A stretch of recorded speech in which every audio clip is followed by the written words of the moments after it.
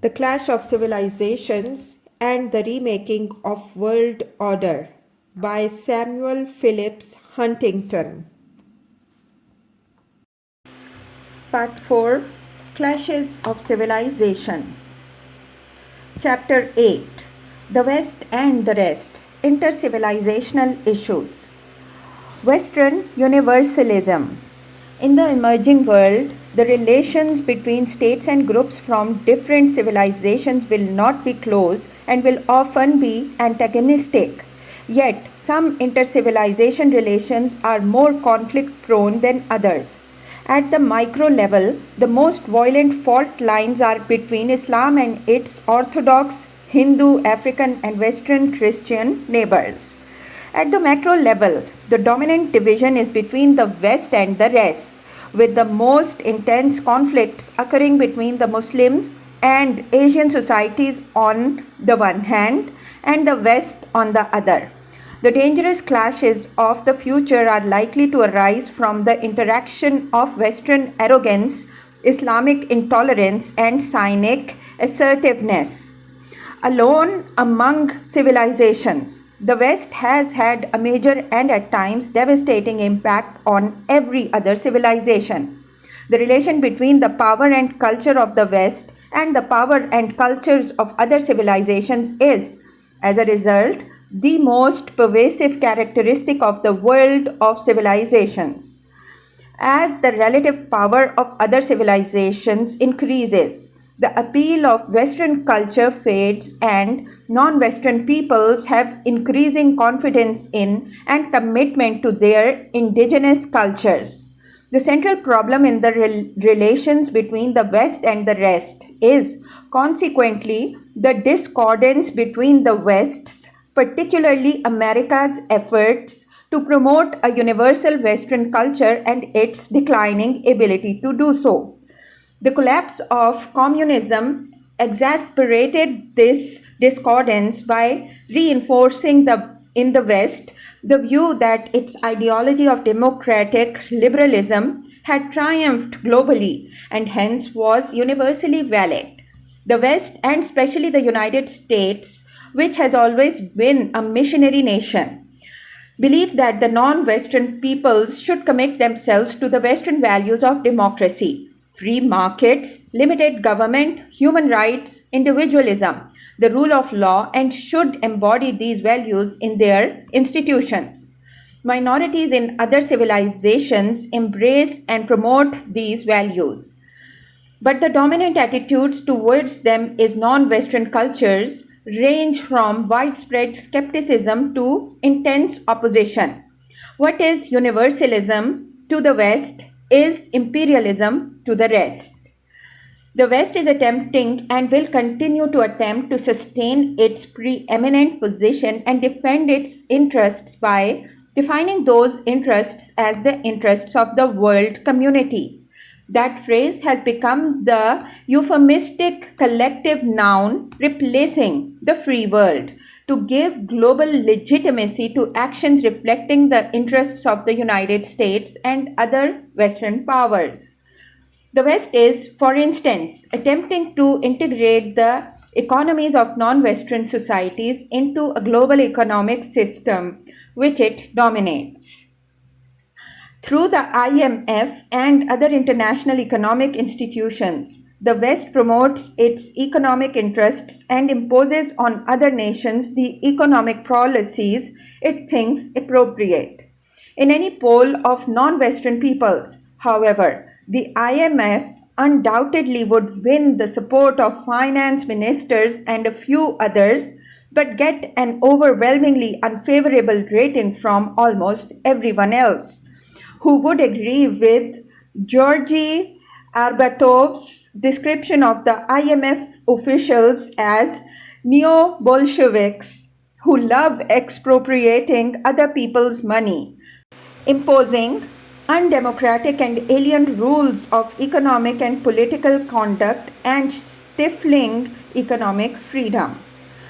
Non-Westerners also do not hesitate to point to the gaps between Western principle and Western action.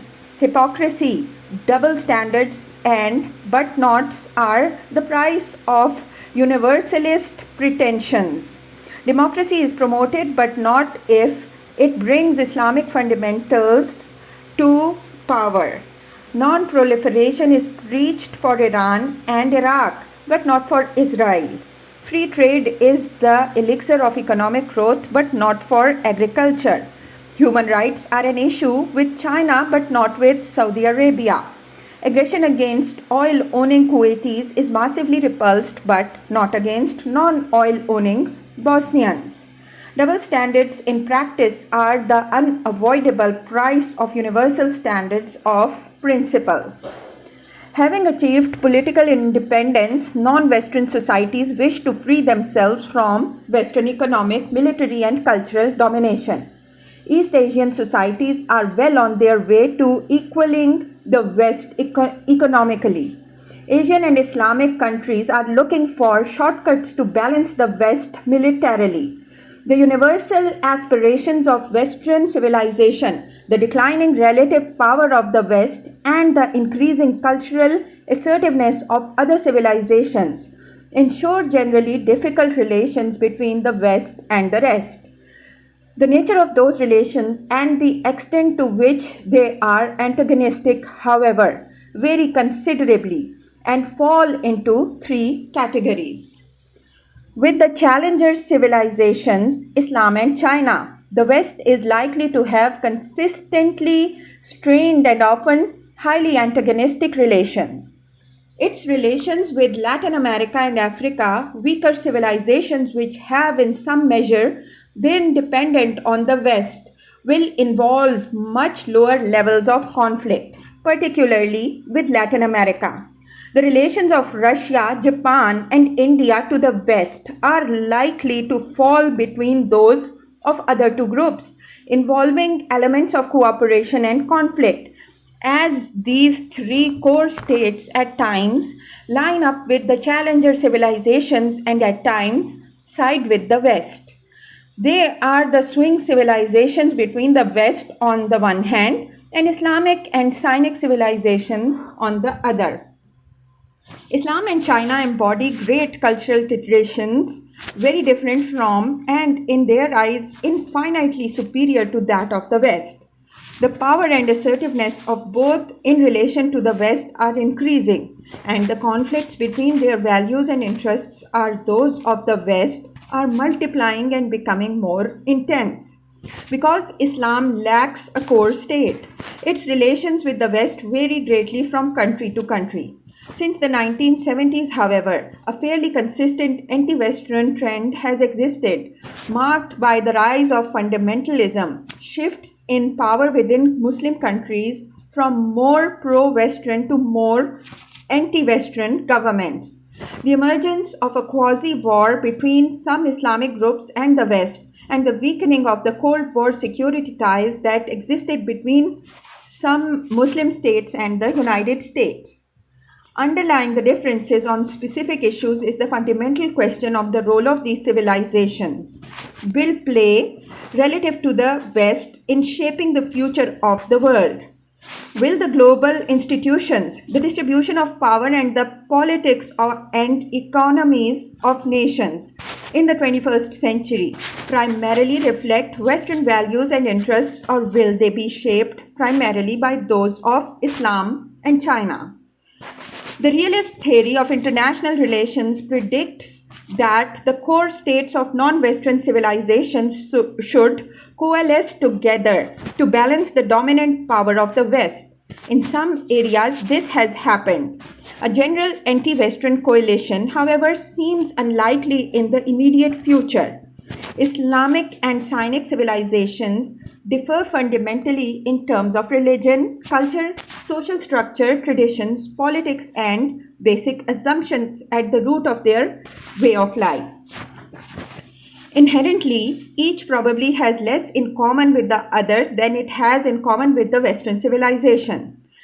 Yet in politics, a common enemy creates a common interest.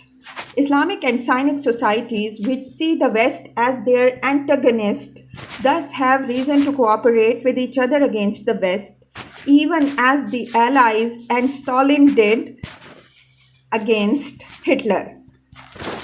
This cooperation occurs on a variety of issues, including human rights, economies, and most notably, the efforts by societies in both civilizations to develop their military capabilities, particularly weapons of mass destruction and the missiles for delivering them, so as to counter the conventional military superiority of the West.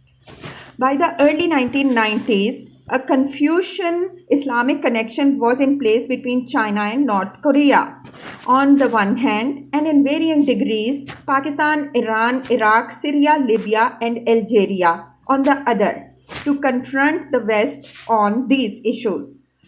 The issues that divide the West and these other societies are increasingly important on the international agenda. Three such issues involve the efforts of the West. Number one, to maintain its military superiority through policies of non-proliferation and counter-proliferation with respect to nuclear, biological, and chemical weapons and the means to deliver them. Number two, to promote Western political values and institutions by pressing their societies to respect human rights as conceived in the West and to adopt democracy on Western lines. And number three, to protect the cultural, social, and ethnic integrity of Western societies by restricting the number of non-Westerners admitted as immigrants or refugees. In all three areas, the West has had and is likely to continue to have difficulties defending its interests against those of non-Western societies. Weapons proliferation. The diffusion of military capabilities is the consequence of global economic and social development as they become richer economically. Japan, China, other Asian countries will become more powerful militarily, as Islamic societies eventually will also. So will Russia if it is successful in reforming its economy.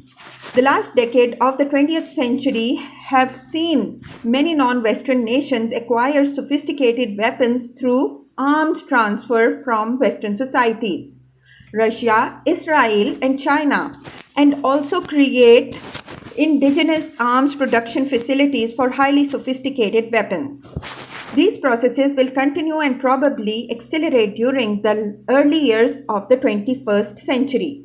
Nonetheless, well into that century, the West, meaning primarily the United States with some supplements from Britain and France, will alone be able to intervene militarily in almost any part of the world. And only the United States will have the air power capable of bombing virtually any place in the world. These are the central elements of the military position of the United States as a global power and of the West as the dominant civilization in the world. For the immediate future, the balance of conventional military power between the West and the rest will overwhelmingly favor the West. The time, effort, and expense required to develop a first-class conventional military capability provide tremendous incentives for non-Western states to pursue other ways of countering Western conventional military power. The perceived shortcut is the acquisition of weapons of mass destruction and the means to deliver them. The core states of civilizations and countries which are or aspire to be regionally dominant powers have special incentives to acquire these weapons. Such weapons, first, enable those states to establish their dominance over other states in their civilization and region, and second, provide them with the means to deter intervention in their civilization and region by the United States or other external powers. If Saddam Hussein had delayed his invasion of Kuwait for 2 or 3 years until Iraq had nuclear weapons, he very likely would be in possession of Kuwait and quite possibly the Saudi oil fields also. Non-Western states draw the obvious lessons from the Gulf War. For the North Korean military, these are: don't let the Americans build up their forces. Don't let them put in air power. Don't let them take initiative. Don't let them fight a war with low US casualties. For a top Indian military official, the lesson was even more explicit. Don't fight the United States unless you have nuclear weapons. That lesson has been taken to heart by political leaders and military chiefs throughout the non-Western world, as has a plausible corollary. If you have nuclear weapons, the United States won't fight you. Rather than reinforce power politics as usual, Lawrence Freedom has observed nuclear weapons in fact confirm a tendency towards the fragmentation of the international system in which the erstwhile great powers play a reduced role. The role of nuclear weapons for the West in the post Cold War world is thus the opposite of that during the Cold War. Then, as Secretary of Defense Les Aspin pointed out, nuclear weapons compensated for Western conventional inferiority vis-a-vis the Soviet Union. They were the equalizer. In the post-Cold War world, however, the United States has unmatched conventional military power, and it is our potential adversaries who may attain nuclear weapons. We are the ones who could wind up being the equalizee. It is thus not surprising that Russia has emphasized the role of nuclear weapons in its defense planning and in 1995 arranged to purchase additional intercontinental missiles and bombers from Ukraine. We are now hearing what we used to say about Russians in the 1950s. One US weapons expert commented. Now the Russians are saying we need nuclear weapons to compensate for their conventional superiority. In a related reversal, during the Cold War, the United States, for deterrent purposes, refused to renounce the first use of nuclear weapons. In keeping with the new deterrent function of nuclear weapons in the post-Cold War world, Russia in 1993 in effect renounced the previous Soviet commitment to no first use. Simultaneously, China, in developing its post-Cold War nuclear strategy of limited deterrence, also began to question and to weaken its 1964 no first use commitment. As they acquire nuclear weapons and other mass destruction weapons, other core states and regional powers are likely to follow these examples so as to maximize the deterrent effect of their weapons on Western conventional military action against them. Nuclear weapons also can threaten the West more directly. China and Russia have ballistic missiles that can reach Europe and North America with nuclear warheads. North Korea, Pakistan, and India are expanding their range of their missiles and at some point are also likely to have the capability of targeting the West. In addition, nuclear weapons can be delivered by other means.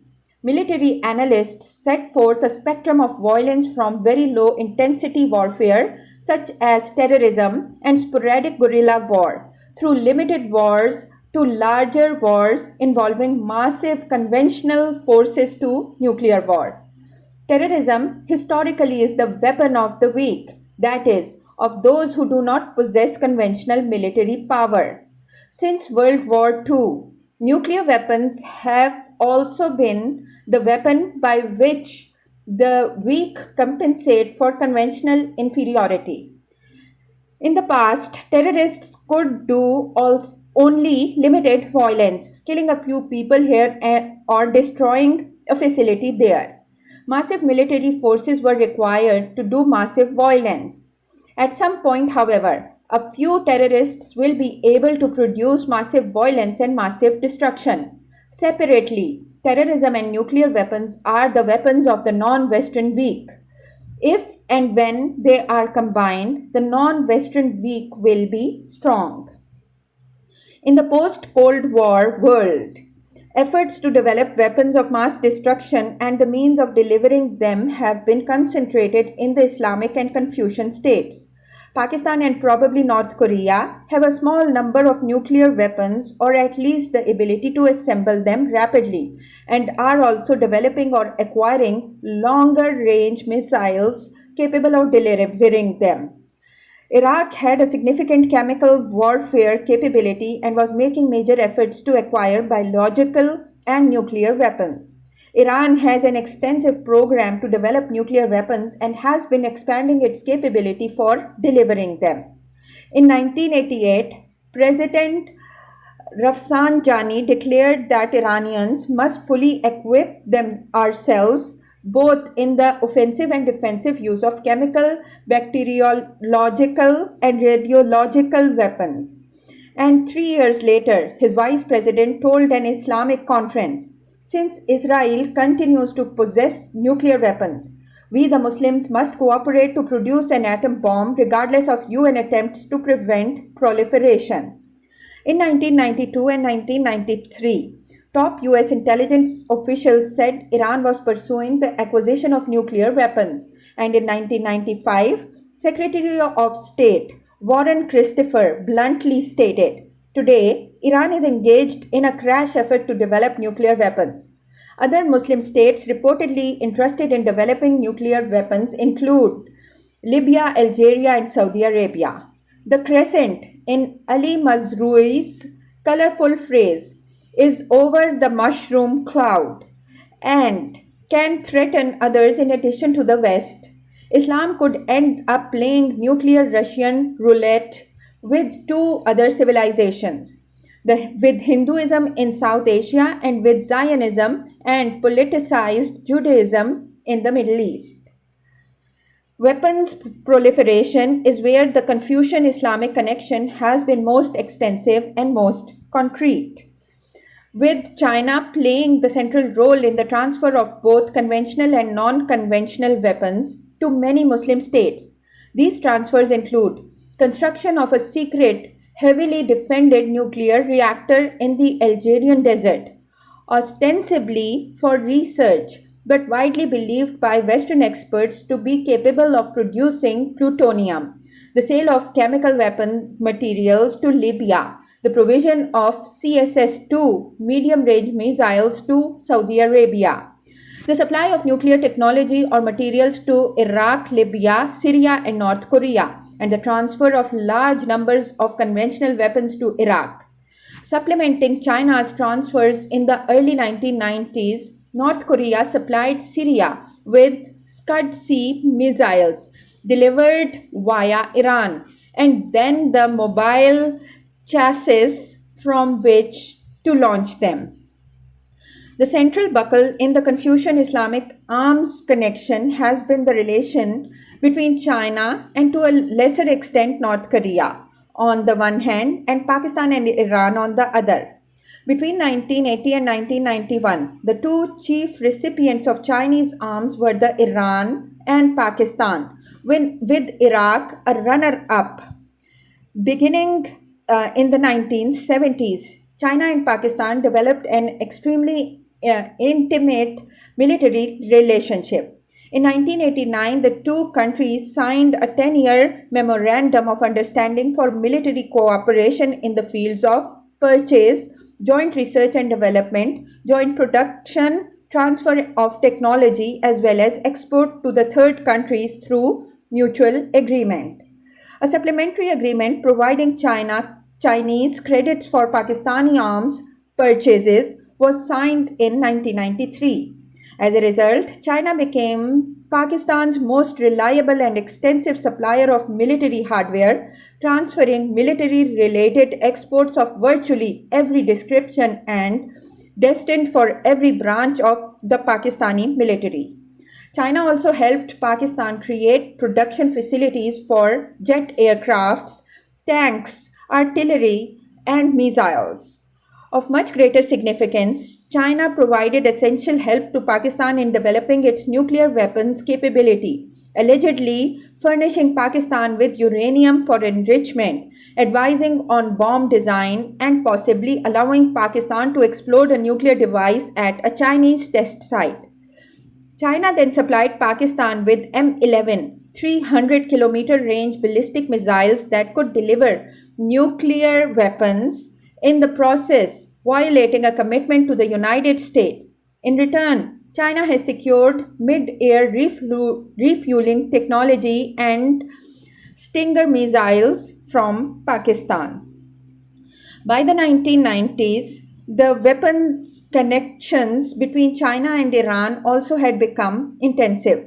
During the Iran-Iraq War in the 1980s, China supplied Iran with 22% of its arms and in 1989 became its single largest arms supplier.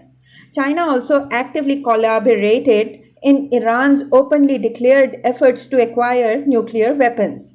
After signing an initial Sino-Iranian cooperation agreement, the two countries then agreed in January 1990 to a 10-year understanding on scientific cooperation and military technology transfers. In September 1992, President Rafsanjani, accompanied by Iranian nuclear experts, visited Pakistan and then went on to China, where he signed another agreement for nuclear cooperation. And in February of 1993, China agreed to build two 300 MW nuclear reactors in Iran. In keeping with these agreements, China transferred nuclear technology and information to Iran, trained Iranian scientists and engineers, and provided Iran with the Calotron enriching device.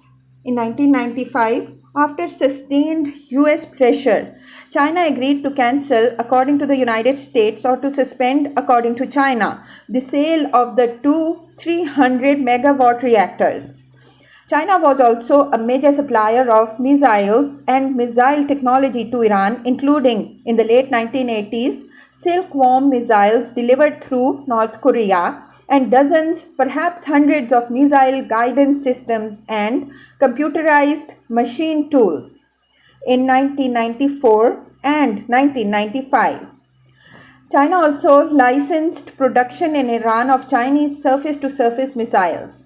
North Korea supplemented this assistance by shipping Scud to Iran, aiding Iran to develop its own production facilities, and then agreeing in 1993 to supply Iran with its 600-mile range Nodong-1 missile. On the third leg of the triangle, Iran and Pakistan also developed extensive cooperation in nuclear area, with Pakistan training Iranian scientists and Pakistan, Iran and China agreeing in November 1992 to work together on nuclear projects. The extensive Chinese help to Pakistan and Iran in developing weapons of mass destruction evidences an extraordinary level of commitment and cooperation between these countries. As a result of these developments and the potential threats they pose to Western interests, the proliferation of weapons of mass destruction has moved to the top of the West's security agenda. In 1990, for instance, 59% of the American public thought that preventing the spread of nuclear weapons was an important foreign policy goal.